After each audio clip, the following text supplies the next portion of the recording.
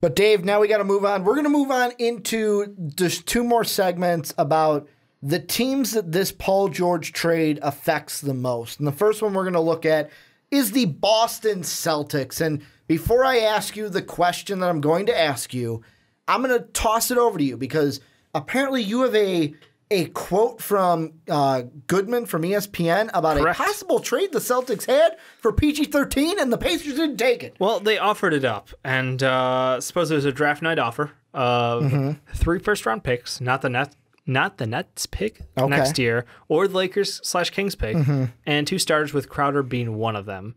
So 3 picks, Crowder, and another starter. I don't know. That seems interesting. On one hand, I want to call the I don't believe you card on Danny Ainge because the man seems to imagine... Shit or get off the pot. That's what my grandma would say. Shit or get off the pot. He seems to imagine a lot of deals that were requested of his team or tossed out there that other teams didn't take and, make him look like, oh, well, if he offered that and they said no, they're just doing it out of spite or they just don't want to deal with us. So I sort of don't want to believe it because of that, but at the same time, even that's not an amazing thing for the Pacers because those 3 first round, if it's not the Nets pick and it's not the Lakers-Kings pick, those are late first round picks. And that is pretty comparable to the Lakers' supposed offer of the 27-28 Julius Randle and Nance. So, that package, at least you have 2 guys who are both very young still. And 2 picks this year, so that's instant rebuild. Right now, you got talent in what was a fairly deep draft. This would be 3 firsts over the next couple of years. Crowder, who is an excellent player on an amazing contract, and then a mystery player. But I feel a little bit. And you said it was a starter, right? It was a Jay Crowder and another 2 starters supposedly. So, I'm trying to think who that is. I need one of their bigs who they'd rotate as a starter throughout the year. Is my assumption. Because, Kelly Olynyk he's an RFA. Yep.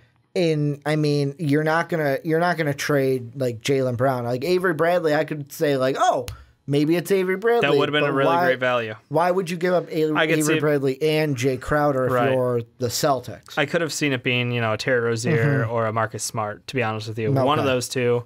Obviously, Smart's valued a little higher, but, I could see one of them being tossed in there. I don't know. My point being is yet again we have the Celtics whiffing. This is the 3rd time. This is the 3rd time we've had what you have twice been talking in this year. about. Twice in this year. But think about it. Last draft, not the one we just had, but the Chris Dunn draft. We had the talks, Chris Dunn draft. Yeah, the talks with them and the Bulls. Are they going to trade with the Bulls for Jimmy Butler? Yep. Nothing happened. Then it was this past year. They're going to trade with the Bulls for Jimmy Butler. We trade him somewhere else. And there was a supposed offer out there. And there was a supposed offer from Danny Ainge. Yep. And now we get it again, where supposedly, and I kind of want to be on the same page as you of I'll see it if I see it and I'll believe it, which I'll never see it, so I'll never believe it kind of a thing. But part of me, I look at it and I go, okay, now I might understand a little bit why the Thunder were the pick or were the trade that the Pacers went with. But now to the ultimate question of where do the Celtics go from here? Because the original game plan was there's a deal, we all heard there was a deal in place to trade Paul George to the Celtics. Yep. The only hang up is if Gordon Hayward was going to sign with them. Now that Paul George is on the Thunder, if I'm Gordon Hayward, I'm saying, is it worth it to go play for my old college coach? Or am I going to go get a little bit more money and play for Pat Riley's team and Eric Spoelstra in Miami? Yeah, and just to clarify, as I'm flipping through this, they were assuming maybe it was the Celtics, 18, Memphis, and Clippers picks. So even still... Not great. Nothing lottery. Yeah, nothing lottery. Not even top lottery. The Nets and Laker pick, that would be top 10. Yep. So at least top 10. It is disappointing, and I think there is an instant backlash on Hayward and his opinion of, how good is Boston, as a long-term solution. The upside is yet another superstar from the East, going to the West. So again, the East just gets weaker and weaker, but I mean, in that case, you're going to the #1 team. But it doesn't matter if the East gets weaker because the Celtics can't beat the Cavs. Well, that's the thing. With Hayward plus Horford plus Jaylen Brown, Isaiah Thomas, Avery Bradley, and J-Tay and Marcus Smart, like they have a deep lineup. Even Zizek, I think they've got a good lineup. And I think that even if they don't add anybody but Hayward, if he came to this team, I think that team takes the Celtics, or I think that team takes the Cavs to 7 probably still. I think that's a 55-45 like Cavs lead right now just because of the LeBron James factor. But that is a very close series, and honestly, the Cavs are on a downturn right now. They're in I don't want to say panic mode, but they're trying to figure out what their game plan is going forward. They're already talking about re-signing Korver. Well, they got to find a GM first. They don't have a GM. How are you doing deals? I mean, who knows? But I think the Celtics' time to strike in the East, I mean, they're starting to see the cracks in the armor from this Cavaliers team. And they're like, everybody else is bailing out, so it's us and it's the Washington Wizards right now. And that's it. Like, there is the rest of the depth in the East is non-existent. You got an up-and-coming Bucks team, which looks great, but at the same time is unproven in the playoffs, really. You got trust in the process. Like Joel tweeted out, 2 spots are opening up. The fact that we're bringing up the freaking Sixers in the playoffs right now is just ridiculous. I said it could be a possibility. I know, and I'm not arguing. I did not. Did I? By everyone, I mean Sean laughed. But the fact that we're bringing it up shows how weak the East has become. So, I mean, honestly, if I'm Hayward, I do question it because I'm like, part of the enticement was the fact that they could bring in another stud with me. Blake Griffin not signing with them. He is, reportedly taking that 175 with the 5-year deal back with the Clippers. So, honestly, it's a little interesting to see what's going to happen there because I could see him taking it because you're still the best regular season team and you have a chance to go deep series against the Eastern Conference champs in the Cavaliers. And then who knows? You get to the championship and who knows what can happen. Well, and I look at this team and I know that I will say Jaylen Brown, did he exceed the expectations that I had coming in based off of what I saw in college? Yes. However, I look at Jaylen Brown, I even look at J-Tay, and these young players that are just getting drafted and second year, they're not at the level where it goes, man, they're the ones that are going to contribute and bring us over that next level of the Cavs. And I think that with the Celtics, the thing that's going to affect them because of this trade now with Gordon Hayward is Hayward's going to look at him and go, okay, if I am on this team, can I get over the Cavs? Well, can we get over the Cavaliers? If you're not 97 or above percent that's really possible, you take the money in Miami. Because tell me this, and I know that everyone's talking about the state tax thing, difference between Boston and Miami, no state tax in Miami. You're telling me, like, what's the difference between not overcoming LeBron in Boston and not overcoming LeBron in Miami? Oh, yeah, that's right. In Miami, I get a little bit more cheddar. That's the difference. You get more money. You get to play with a pedigreed organization as well. You get to play for a GM that actually knows what the fuck he's doing. That too. Well, I wouldn't discredit with some rings. I wouldn't discredit Boston. They're still a storied franchise, but I think right now, but recently, the coach and ownership of the Heat kind of gives me a little bit notch ahead. And they've got it. They still have some good talent down there. So yeah, it'll be good. They're not quite as well set up as the Celtics are. But at the same time, they went on a heater last year for the second half, and I think that if they can keep the momentum rolling this year, they're again going to be a legitimate dark horse. But I don't know. I mean, this whole thing with Paul George signing just shakes everything up, and the logic behind Hayward and where he wants to go. I think it does open up the Heat as more of an option, but I also think it now kind of makes staying back in Utah even. They went ahead and made the move for Rubio, Ricky Rubio, who he's a fan of. So I think that, you know what, maybe that it gains a little bit more respect in his mind as well. So I think this is almost a little worrisome for the Celtics because what if this happens again and you don't get Hayward? You strike out on Paul George. You strike out on Jimmy Butler. You strike out on Kevin Durant last year. And you even brought in Tom Brady. You brought in the big guns. They did KD. get Horford, but that was a consolation prize. Yeah. That's kind of like Boozer. It's a step. I was going to say it's a step up from Boozer because Boozer was garbage. Yeah, that's a good point. Horford had an excellent playoff performance last year. Boozer was garbage. So Boozer was, well, we didn't get LeBron. Got to get somebody. Yeah. You know, the upside here is that, look, they can just honestly go, guess what? We've got like 5 draft picks in the first round of the next 2 years. Like, we can load up a ton of young talent and continue to build around them. And guess when our window will be then? We're still going to be winning games now because the East is so terrible. There's still going to be a top 5 team in the East, worst case scenario, in case, anything happens crazy.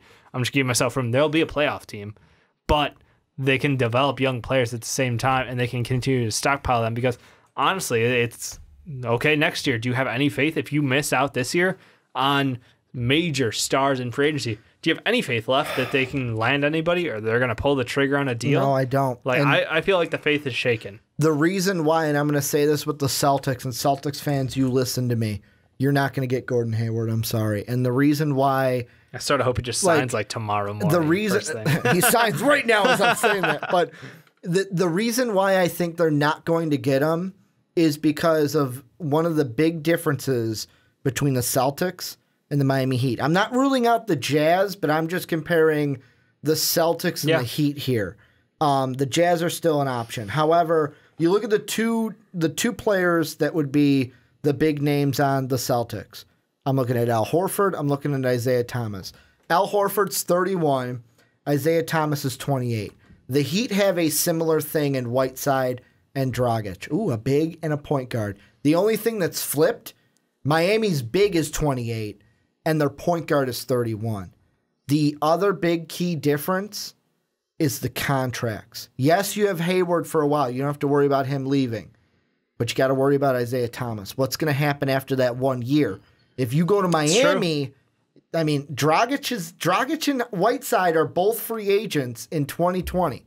So there's that. And I'm not saying that, like, Gordon Dragic and Whiteside are the ones that complete that big 3. Right. But with the Celtics and the big thing that they have going against them, especially this year now, after this Paul George trade, is how is the Isaiah Thomas contract going to affect Gordon Hayward? Because Gordon Hayward let's say he comes into Boston, but then he loses Isaiah Thomas at the end of the year because they weren't able to give Isaiah as much because they gave it to Gordon Hayward, kind of a thing. If they the contracts were, if I'm then going to lose Isaiah Thomas, how does that make me better in the long run when our back, like the last 2 guys you've drafted, because like I said, I don't see Brown or Tatum being that, like, they're the key piece of our franchise for another few years. They got to develop more. Yeah. Neither of them are point guards. True. Like, you have Demarius Jackson and Rozier behind Smart are the point guards. Hayward is pretty good with the ball in his hands. He's about the same level as, like, Jimmy Butler, as a small forward with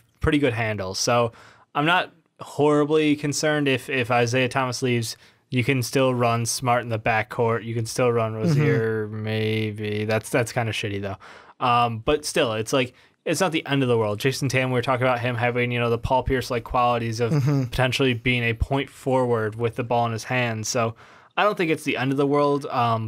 I just think that, again, Boston has a lot to offer. They've got a lot of young players, and they've got a ton of picks. But none of that will win you a championship now. So if they decide on the direction of, if we don't get Gordon Hayward now, rely on all these draft picks, be smart about it, and go load up your team for the future, because you are right there with the Sixers, and you'll be, in the same timeline as the Timberwolves and the Suns and the Kings, with all of these young teams that are looking really strong, and the Bucks even. And it's just like, you can be part of that next wave to take over as we see the end of LeBron James in his prime at, age 35, probably, age 37, whenever. No, it's like Tom Brady, age 50. Yeah, probably. and who knows what's going to happen. The real-life Uncle Drew. Who knows what's going to happen with the contracts in Golden State. So I think, honestly, they should play out more towards the long term. They'll continue to be a playoff team, but because they've such a multitude of picks and young players, they're going to be a staple and they're going to continue to grow. But I just think this, to me, is more of a, like, damn, why does nobody want to come here? Like, why are we having such a hard time convincing players to play in Boston? Can I throw this out there? Yeah. Is it Isaiah Thomas? And the reason why I say that is because the other thing that I like the Heat more than the Celtics, and I know there's going to be people out there saying, Ricky, it doesn't matter, but I'm going to say it anyways. If you go to the Heat, you're going to have a point guard who's 6'3". Can Isaiah Thomas be the one to lead you to a championship or be a part of that team at 5'8"? Yes, AI got there, and he was in a similar boat being under 6 foot, but when he went up against Kobe, he couldn't beat Kobe. Yep. Like, that's the thing. And he did step over and he did a step certain over someone. Ty Lue. Yep. Ty Lue, you can't forget that. But that moment. Like, that's what I think of, too, is I know that Gordon Hayward's not going to think about that, but as me being on the outside, I look at that. Is IT, even if he stays, is he going to be the one that, yes, do you envision, and pulling a LeVar Ball here, do you see it in your mind? Oh, God. Do you envision Isaiah Thomas in a Celtics jersey holding that Larry O'Brien? I don't. Yeah, I don't. It's harder. It's hard to envision. It could happen though. Again, IT, Bradley, Hayward, and then honestly you have Horford still. Mm-hmm. If Zizic at the 5, or and then your bench is still loaded up with younger players. That's a team that can compete. I don't think they can beat the Warriors this year. I'm 100% on that. Like, that just, and the Warriors return what they have. There's just a no. But in the next 2 years, in the next 3 years from now, that's when I see the growth out of a Jaylen Brown, out of JT, Avery Bradley, if they're able to keep him under contract. Because I honestly value Avery Bradley more than I value Isaiah Thomas contract-wise. Well, I mean, think he's the one you want to throw the money at. Look at when Thomas wasn't out there.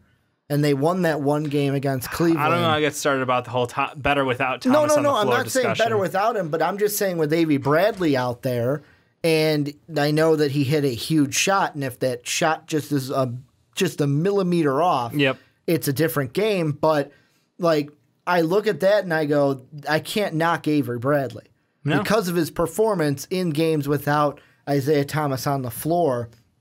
And the thing I find funny, and this will be the last thing I bring up before we move on into the Lakers, is I find it humorous that, like, we talk about these Eastern teams, can they get over the hump of the Cavaliers?